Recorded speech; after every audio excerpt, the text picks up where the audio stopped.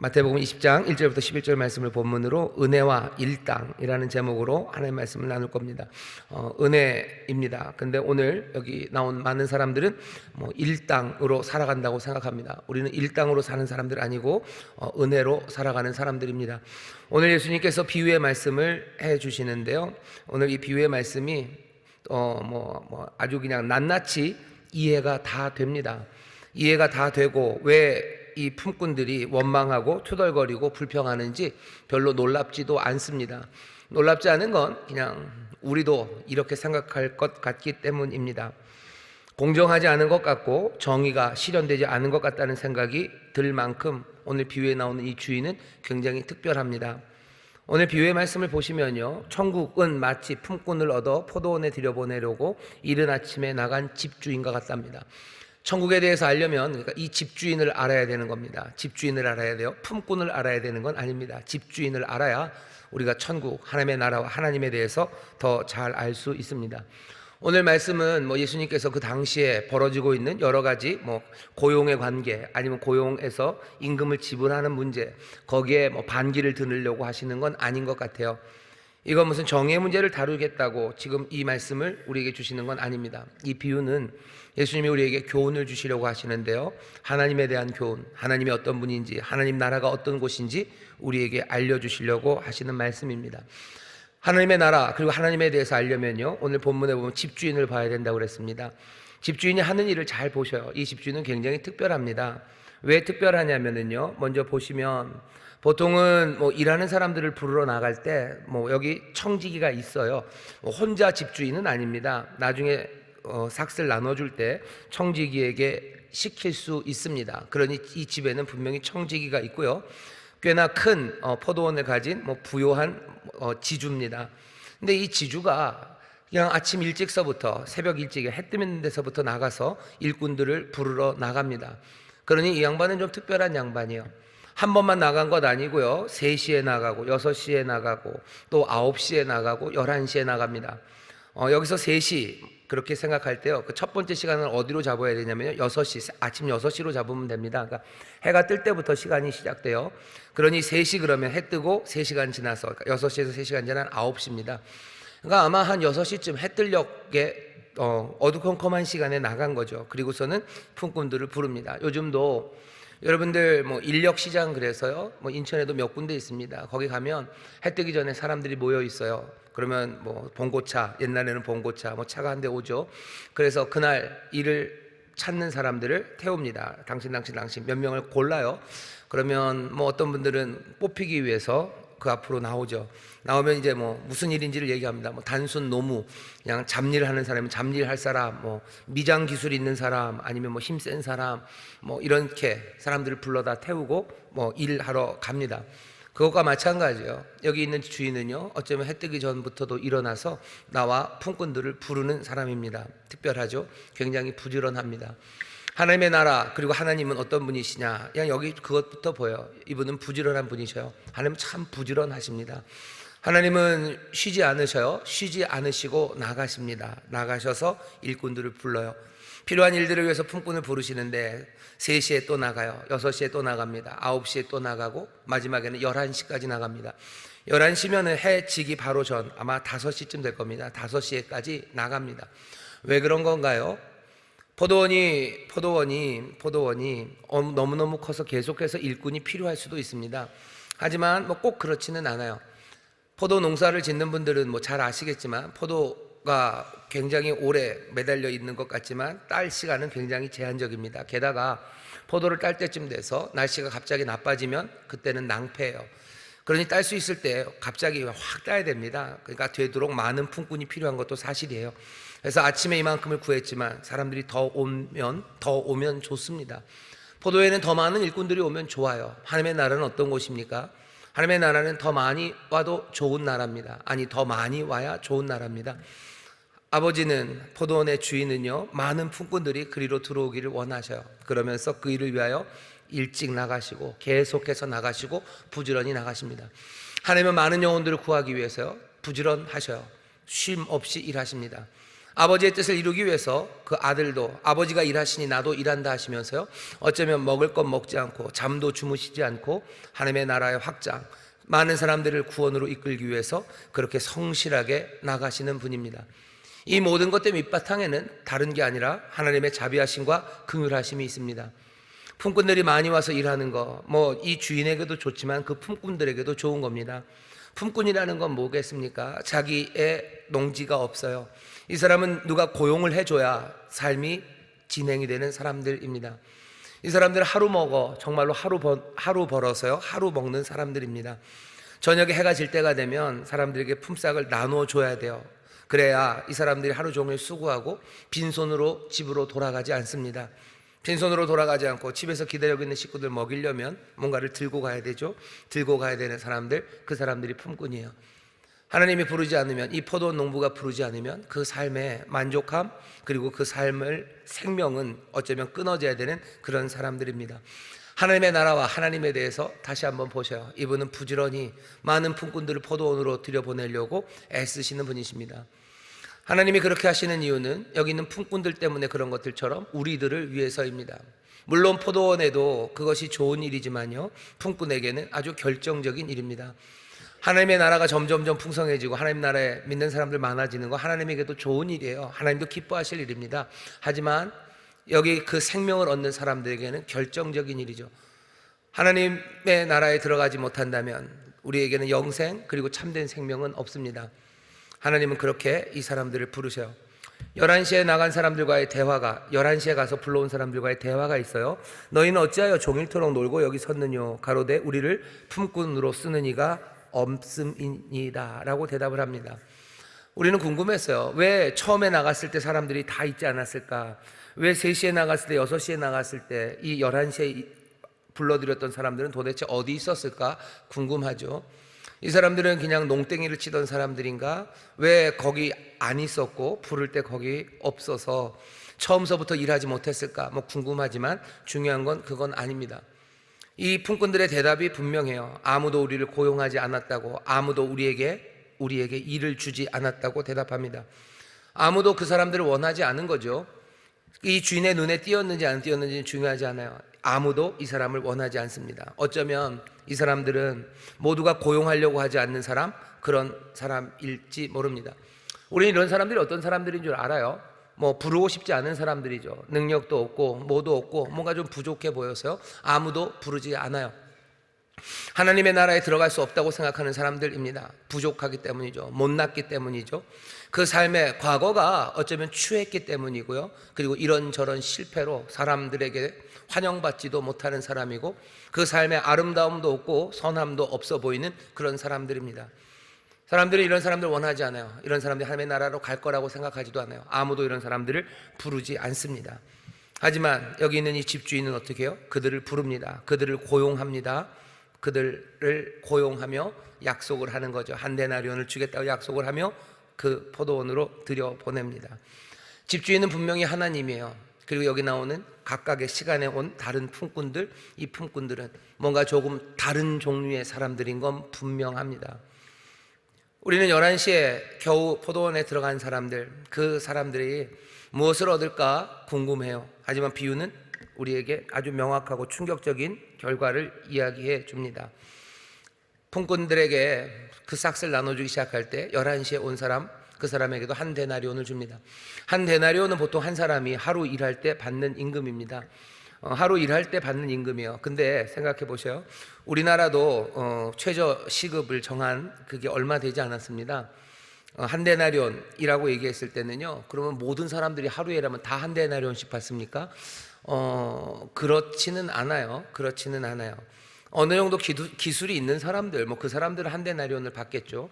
하지만 포도원에서 포도 딸 때 하는 일이라는 게 아주 그냥 단순한 작업입니다. 그것까지 하면서 한 데나리온을 줄 이유는 사실은 없습니다. 여기는 최저시급제가 적용되는 그런 세상이 아니기 때문이에요. 근데도 하루에 일하면 한 데나리온이라는, 어쩌면 조금은 숙련된 사람이, 조금은 기술을 가진 사람이 하루 일해서 벌어야 될 그만큼의 양을 새벽부터 약속했고, 심지어는 11시에 온 그 사람에게도 한 데나리온을 내어줍니다. 먼저 온 사람들이 난리가 났죠. 이럴 수가 없죠. 이건 말도 안 되는 일이죠. 그러면서 따져 묻습니다. 따져 묻는 그 질문에 예수님의 대답이 꽤 길어요. 13절서부터 18절까지인데 한번 들어보시죠. 예수님이 하시는 말씀입니다. 친구여라고 불러요. 친구여라고 부르는 건 친근하게 부르는 건 아닙니다. 약간은 비꼬는 느낌이에요. 왜냐하면 마태복음에 친구여라고 부르는 게 3번 나옵니다. 처음은 여기고요. 그 다음엔 22장에서 나와요. 22장에 보면 거기도 비유입니다. 혼인잔치에 들어가야 되는데 혼인잔치에 입을 예복 없이도 오려는 사람이 있어요. 그 사람을 부를 때 친구여라고 부릅니다. 다른 하나는 26장에 가룟 유다가 병사들을 이끌고 예수님을 잡으러 와요. 그때 예수님이 친구여라고 부릅니다. 뭔가 조금 안타깝죠. 조금 불쌍하죠. 예복이 없는데도 불구하고 들어가겠다고 우기는 사람이에요. 가룟 유다 조금 불쌍하죠. 그게 더 좋은 길이라고 우기는 사람입니다. 여기 이 사람들도 우기고 있어요. 하나님의 은혜, 이 집주인의 은혜 앞에 뭔가 정의라는 이름, 공평이라는 이름으로 그것은 합당하지 않다고 우깁니다. 잘못 생각하고 있죠. 그 사람들을 예수님이 친구여라고 부릅니다. 친구여라고 부르시면서 하시는 말씀을 들어보세요. 내가 네게 잘못한 것이 없노라. 네가 나와 한 데나리온의 약속을 하지 아니하였느냐? 맞죠? 네 것이나 가지고 가라. 나중 온 이 사람에게 너와 같이 주는 것이 내 뜻이니라. 집주인의 뜻이 있습니다. 집주인은 주겠다고 그랬어요. 그러니 주는 것, 그 뜻대로 하는 겁니다. 그런데 그 뜻이 잘못됐습니까? 잘못된 건 아무것도 없어요. 오히려 자비한 뜻이에요. 오히려 은혜로운 뜻입니다. 11시에 나갔을 때 거기 있는 사람들은 아무도 부르지 않는 사람입니다. 그러니 아무도 고용할 수 없는 못나고 부족하고 그래서 별 가치가 없는 사람에게 1시간만 일하고도 한 데나리온을 주겠다고 하신 것은 자비 말고는 설명할 수가 없습니다. 아침서부터 저녁까지 이 집주인은 자비를 베풀어요. 자비를 베푸는데 그냥 앉아서 자비를 베푸는 게 아니라 그것을 찾아 나가는 장터까지 가는 그 자비의 집주인이 여기에 있습니다. 잘못한 거 하나도 없는데 원망과 불평을 듣습니다. 그러니 하시는 말이죠. 내가 뭘 잘못했냐고? 네 것 가지고 가라. 이 사람에게 너와 같이 주는 것, 자비를 베푸는 것, 그것이 내 뜻이니라. 어쩌면 먼저 온 그 사람에게도 한 데나리온 주는 것, 그것도 하나님이 이 주인의 자비입니다. 나가서 그 사람들 불러서 어쩌면 넉넉하게 주겠다고 하셨기 때문이에요. 내 것을 가지고 내 뜻대로 할 것이 아니냐? 내가 선함으로 네가 악하게 보느냐? 이와 같이 나중된 자로서 먼저 되고 먼저 된 자로서 나중되리라. 주인의 논리는 분명합니다. 잘못한 거 하나도 없어요. 근데도 불구하고 여기 있는 이 사람들은 불평합니다. 불평해요. 그러면서 마지막 말씀은 19장 마지막과 같은 말씀입니다. 얘기하시는 거죠. 나중된 자가 먼저 되고 먼저 된 자가 나중된다고 말씀하셔요. 오늘 이 비유의 말씀은 어쩌면요 제자들에게 주시는 말씀인 것 같아요. 우리가 지난주에 읽었었는데 베드로가 예수님에게 묻습니다. 19장 27절에서 묻어요. 이에 베드로가 대답하여 가로되 보소서 우리가 모든 것을 버리고 주를 쫓아 싸우니 그런즉 우리가 무엇을 얻으리까? 우리가 지난주에 읽었던 말씀 보면 부자 청년이 오죠. 부자 청년이 와서 뭔가 예수님에게 묻고 그리고서는 답을 얻으려고 해요. 하지만 모든 것을 다 팔아서 나를 따르라는 그 말에 부자 청년은 가진 것이 많아서 돌아갑니다. 그러니 제자들은 놀라죠. 깜짝 놀라죠. 그러면서 하시는 말씀이 먼저 된 자 나중되고 나중된 자 먼저 된대요. 아마 19장까지 이야기를 제자들이 들으면서 속으로 생각합니다. 먼저 된 자는 부자 청년이에요. 먼저 된 자는 부자 청년은 나중될 거고 이제 나중된 자 먼저 되는 것, 그러니 이제는 우리 차례죠. 이제 우리 차례예요. 우리 차례입니다. 야, 우리 차례구나. 그러니 묻는 거예요. 베드로가 우리는 다 버렸어요. 그러니 우리는 이제 무엇을 얻습니까? 라고 묻습니다. 오늘 비유의 말씀은 예수님께서 그냥 거기에 분명하게 대답하시는 거예요. 뭐라고 대답하십니까? 그딴 생각 하지 말아라. 그딴 생각 하지 말아라. 그게 예수님의 대답입니다. 우리가 많은 것을 주를 위해서 다 바치고 헌신하고 희생했습니다. 우리는 무엇을 얻습니까? 예수님의 대답은 그딴 생각 하지 말아라요. 지금까지 너희가 나와 함께하고 지금까지 너희가 나와 오랜 시간 수고하고 애썼기 때문에 뭔가 더 혜택을 얻을 거라고 생각하는 것, 그렇게 혜택을 얻는 특별한 사람이 될 거라고 생각하는 것, 그거 틀렸다는 뜻입니다. 그렇게 하지 않겠다는 뜻입니다. 사실은 19장에 예수님이 먼저 된 자 나중되고 나중된 자 먼저 된다고 하실 때 그때서부터 제자들에게 그 말씀을 하셨었을 것 같은데 제자들은 그 말씀을 오히려 격려로 들은 겁니다. 여러분들 혹시 예수님께서 먼저 된 자 나중되고 나중된 자 먼저 된다는 얘기를 들었을 때 여러분 꽃이다 라는 생각을 하시나요? 아, 내가 그렇게 되겠구나, 내가 바로 그 나중됐다가 먼저 된 사람이겠구나 하시는 분들이 있으면 여러분들 그런 생각 하시는 순간 예수님의 대답은 다 노입니다. 넌 아니야 라고 말씀하실 거예요. 넌 아니야. 제자들은 그 말을 듣고 자기들을 격려하는 줄 알았어요. 아니요, 예수님은 처음서부터 제자들에게 경고했던 겁니다. 제자들의 위험한 생각이죠. 굉장히 위험한 생각입니다. 하나님 나라 임할 때, 예수님께서 하나님의 나라 임하게 하실 그때, 이제는 내가 정말로 부유해지고 내가 유명해지고 내가 높아질 거라는 생각, 그 위험한 생각. 하나님의 나라는 그런 곳이 아닙니다. 왜냐하면 하나님이 그런 분이 아니기 때문입니다. 하나님은 일당을 계산하는 분이 아니기 때문입니다. 하나님은 우리가 한 수고를 하나하나 계산을 해서요 적립해 놓으시는 분이 아니기 때문입니다. 천국은 적립식이 아니에요. 천국은 적립식으로 들어가는 것 아닙니다. 천국에서 내가 누리는 기쁨과 천국에서 내가 누리는 모든 복은요 내 수고에 비례해서 점점점 늘어나는 것 아닙니다. 일당은 늘어나겠죠. 뭐 시급제로 계약을 했으면 내가 일하는 시간이 점점점 많아지면 내가 받아야 될 보상이 점점점 많아집니다. 하지만 오늘 본문을 보셔요. 아니, 시간제로 일하는 것이 하나님의 나라가 아닙니다. 제자들이 처음부터 예수님과 함께한 것 사실이에요. 그것 사실입니다. 하지만 나중에 들어오는 사람이 있다면 그 제자들과 똑같은 걸 받을 겁니다. 3시에 들어온 사람이나 6시, 9시, 11시 모두 다 똑같은 걸 받아요. 같은 걸 받는 게 부족하게 받습니까? 아니요, 넉넉하게 받습니다. 소돈에서 하루 일하고 한 데나리온 받으면 그건 넉넉하게 받은 거예요. 좋은 기술자, 많은 기술을 가진 사람이 벗는 일당만큼 받는 거니 얼마나 풍성하게 주신 겁니까?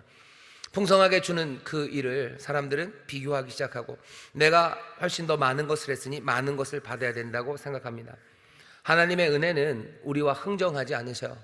은혜는 흥정하는 게 아니죠. 흥정하는 거라면 그건 은혜가 아닙니다. 은혜는 쌓아 놓아지는 게 아니에요. 뭔가 비축해 둘 수 있는 게 아닙니다. 누구는 많이 가지고 누구는 적게 가질 수 있는 게 아니에요. 난 하나님의 은혜를 더 많이 받았다, 너보다 더 많이 받았다 라는 말 자체가 성립이 안 됩니다. 왜? 은혜는 그렇게 많이 가지고 누구는 적게 가질 수 있는 게 아니기 때문입니다. 우리가 하나님을 섬겨요. 그리고 하나님의 나라를 섬깁니다. 그것을 위해서 수고하고 헌신합니다. 그렇지만 정말로 거기서 우리가 얻는 것들은요 일당은 아닙니다. 내가 하나님 섬겨서 받는 게 일당입니까? 내가 하나님의 나라와 그리스도의 몸된 교회를 위해서 내가 수고하고 내가 받는 것은 일당입니까? 내가 일한 것에 합당하게 거기에 맞춰서 우리에게 주십니까? 아무도 아멘을 안 하시는 거 보면 그렇게 생각들 하셨나 봐요. 그렇게 생각들 하셨나 봐요. 하나님의 은혜는 우리가 한 일에 대한 보상이 아니기 때문입니다. 보상으로 주어진다면 은혜가 아니에요. 하나님은 처음부터 자비로 우리를 대하기 시작하시고 자비로 우리를 부르시는데 우리는 자비와 은혜로 대하지 않고요 우리는 그냥 일당으로 대해서 보상으로 생각을 합니다. 그럼 처음부터 틀렸어요. 우리가 하나님의 그 복된 것과 하나님의 주시는 것을 받을 만한 뭔가 그것에 매치할 만한 것이 사실은 없습니다. 이상한 게 있죠. 우리가 1시간을 일했다고 해서 왜 1,900원을 받아야 되는지 이상해요. 그죠? 이상합니다. 여러분 이상하다고 생각하지 않으셨나요? 몇 년 전만 해도 1시간 일하면 최저임금이 7,000원, 8,000원 그랬어요. 근데 갑자기 이제 만 원, 1,950원인가 이렇게 됐어요. 이게 당연하다고 생각하시죠? 아니, 당연하지 않아요. 내가 일한 것과 그 돈에 왜 그게 같이 가야 되는지 아무 설명이 안 돼요. 그냥 그렇게 정한 거죠. 그렇게 정한 거죠. 정하는 이유는 뭘로 정한 겁니까? 사회적인 공평, 여러 가지 정치적인 이유들 아니면 삶이 지속되고 그리고 또 같이 살아갈 수 있기 위해서 뭔가를 정해 놓은 거지. 우리가 일한 시간, 일할 때 그 시간 노동의 강도가 다 달라요. 노동의 강도가 다르고 일한 사람들의 능력이 다 다른데 최저 시급을 그렇게 정한다는 건 사실은 논리적으로 말이 안 돼요. 그렇게 정한 것도 그것마저도 사실은 공평하지 않아요. 거기에 정의가 제대로 실현된 건 아닙니다. 다른 여러 가지 요인이 그렇게 만들어 놓은 거죠. 하물며 이 땅에서 최저 시급을 정할 때도 그런데 하나님께서 우리에게 주시는 은혜, 하나님의 나라를 우리에게 주시는 그 놀라운 선물이 내가 한 수고와 그리고 내가 가져다 바친 내 헌신에 따라서 주어진다고 생각하는 건 사실은 처음서부터 말이 되지 않습니다. 영원한 생명이라는 게 우리의 수고로 어떻게 그게 비례적으로 가치가 매겨질 수 있겠습니까? 값을 매길 수 없는 것들을 주시겠다는데 우리는 우리의 헌신과 노동에 값을 매기는 거예요. 사실 이거부터 문제지만 우리는 그런 식으로 생각하는 게 익숙하죠. 그러면서 하나하나 하나님의 나라도 하나님의 은혜도 그렇게 얻을 수 있다고 생각하는 어리석음이, 아니 이건 단순한 어리석음이 아닙니다. 이건 위험한 생각이에요. 어리석은 생각이고 위험한 생각입니다. 그리고 이거는 슬픈 생각이에요. 하나님의 나라를 위해서 수고했지만 결국은 뭐요? 하나님의 나라에서 만족을 누리지 못합니다. 감사와 기쁨 대신에 원망과 불평만 남습니다. 그러니 이것은 얼마나 어리석고 또 위험하고 그리고 슬픈 생각입니까? 예수님이 이 비유를 통해서 제자들의 생각을 바꾸고 싶으신 거예요. 하나님의 나라는 하나님은 너희와 계약하지 않으신다라고 말씀하시는 거죠. 계약이라면 흥정이 필요해요. 이거나 저거나 하면서 무슨 정치적으로 아니면 논리적으로 여러 가지 방식으로 흥정을 해야 되는 건데, 하나님의 나라, 하나님의 은혜는 계약이 아닙니다. 하나님은 우리와 계약 맺지 않으셔요.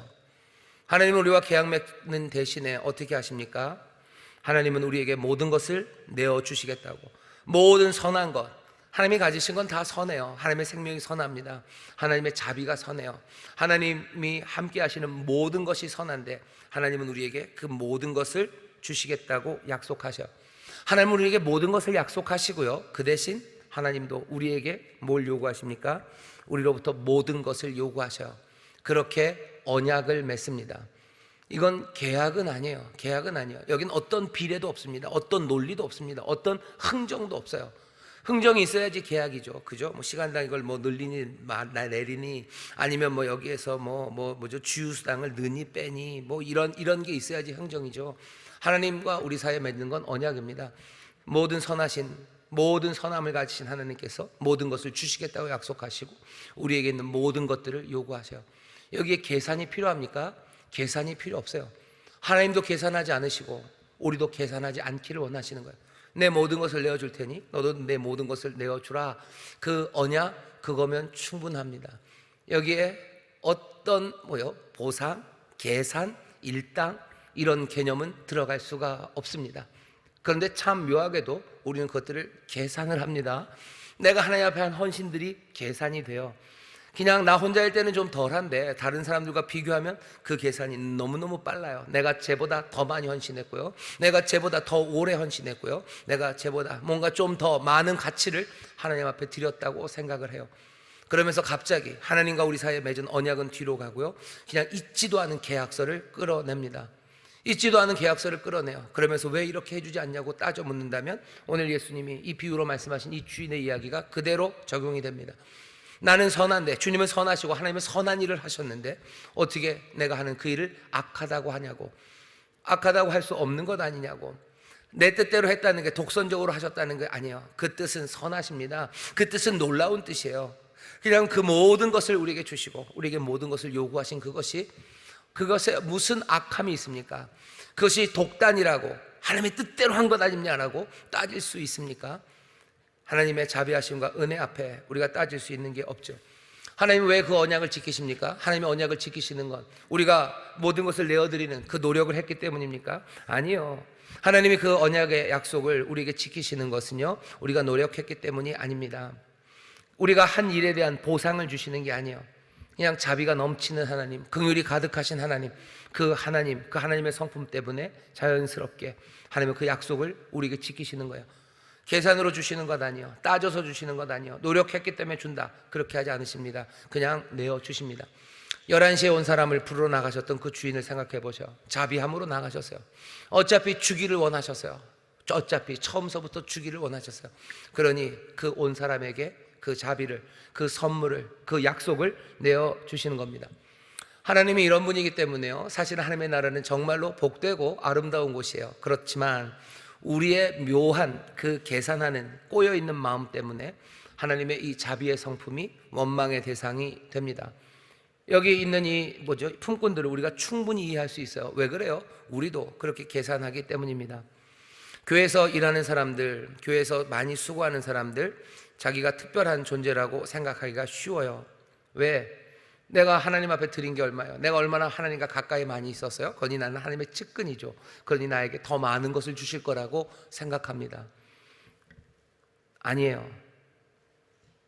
이러면 교회에서 봉사하는 사람 다 없어지나요? 열심히 해야지 하나님 복 주신다고 그래야지 나와서 뭘 더 봉사를 하시는 건가요? 제 마음이 설렁설렁 그러네요. 내가 하나님 앞에 헌금을 더 많이 했으니까 하나님이 나에게 복을 주실 거예요 라고 생각하는 마음. 저 사람은 와가지고 교회에 기여한 거, 하나님의 나라에 기여한 거 정말로 경제 가치로 생각해 보면 얼마 되지 않은데, 나는 물질로, 헌신으로 내 이 고급 노동력을 이만큼 오랜 시간 내가 하나님 앞에 드렸는데, 내가 하나님과 더 가깝고 하나님 나에게 더 많은 은혜, 더 많은 복을 주셔야 되는 것 아니냐고 생각합니다. 다시 위험한 생각이에요. 어리석은 생각입니다. 그리고 슬픈 생각입니다. 이 말을 들으면 유대인들 화나겠죠. 자기들은 예수님 당시라면 율법을 받은 지 얼마나 됐어요? 1500년 동안 그렇게 열심히 하나님의 말씀을 꼼꼼하게 지키려고 애를 썼는데, 이제 그죠? 자기들은 인간 취급 안 하고 개 취급했던 이방인들이 하나님의 나라 백성이 되고 하나님의 은혜를 누린다고 들어오니 유대인들은 얼마나 화가 나겠습니까? 얼마나 화가 날까? 제자들 불평하는 거 어쩌면 당연합니다. 예수님 따르기 위해서 이 사람들은 많은 것을 버렸어요. 가족들을 뒤로 하고 자기 생업을 뒤로 하고 주님을 쫓았습니다. 그런데 이제 주님을 따라 나오기 시작한 사람들, 이제 눈 떠서 주님을 누가복음식으로 하면 바디메오가 주를 따르기 시작합니다.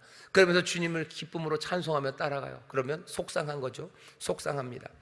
여기 마태복음이 적혀지고요, 마태가 이 복음서를 전해줬던 마태의 그 교회 안에서도 문제가 심각했을 겁니다. 오랫동안 교회를 세우고 지키기 위해서 수고했던 사람들이 얼마나 많겠습니까? 수많은 위험을 감수하면서 교회를 세웠던 사람들, 땀 흘리고 어쩌면 피 흘리고 모든 것 다 바치며 교회를 만들었던 마태 교회의 오래된 그 성도들은 이 말씀을 지금 읽는 거예요.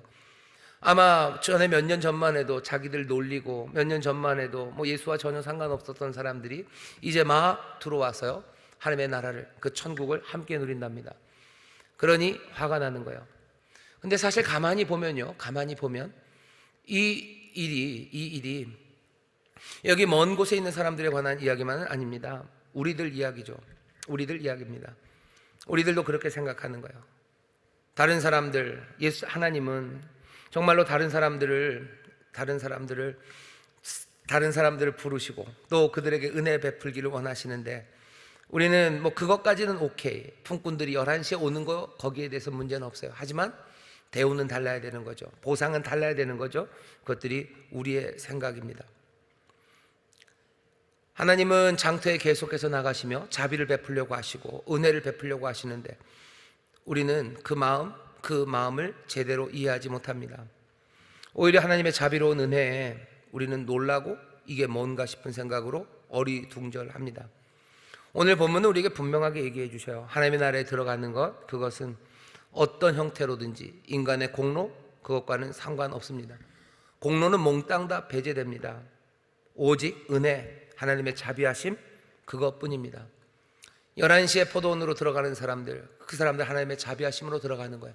3시에 들어가는 사람, 6시에 들어가는 사람, 9시에 들어가는 사람 모두 다 그렇습니다.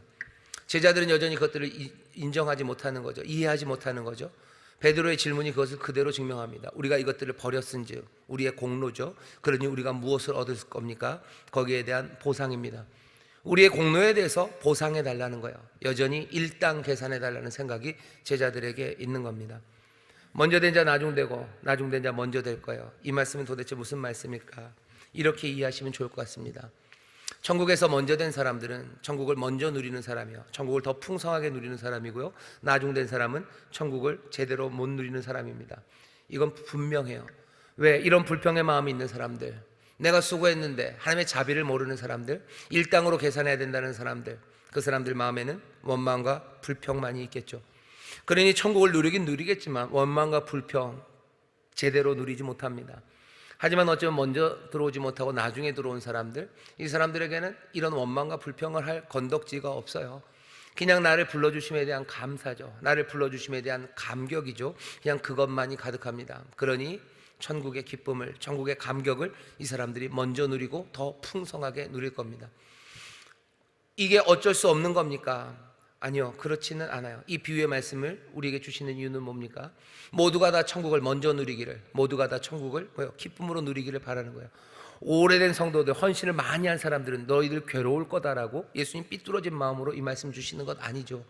오래 헌신한 사람들, 깊이 헌신한 사람들, 그것이 하나님 앞에 내세울 것 아니어도요, 하나님이 그걸 모르시지 않아요. 주님이 아십니다. 주님이 아셔요. 다 아시고, 또 그럼에도 불구하고 불평하고 원망하지 않고 더욱더 기쁨으로 섬기는 오래된 성도들, 주님에게 큰 기쁨이 되죠. 하지만 그러지 못하고 원망하고 불평하기 시작할 때 어쩌면 주님의 슬픔이 될 겁니다. 주님의 슬픔이 될 겁니다. 주님은 우리가 모두가 다 기뻐하길 원하셔. 천국을 온전히 누리기를 원하십니다.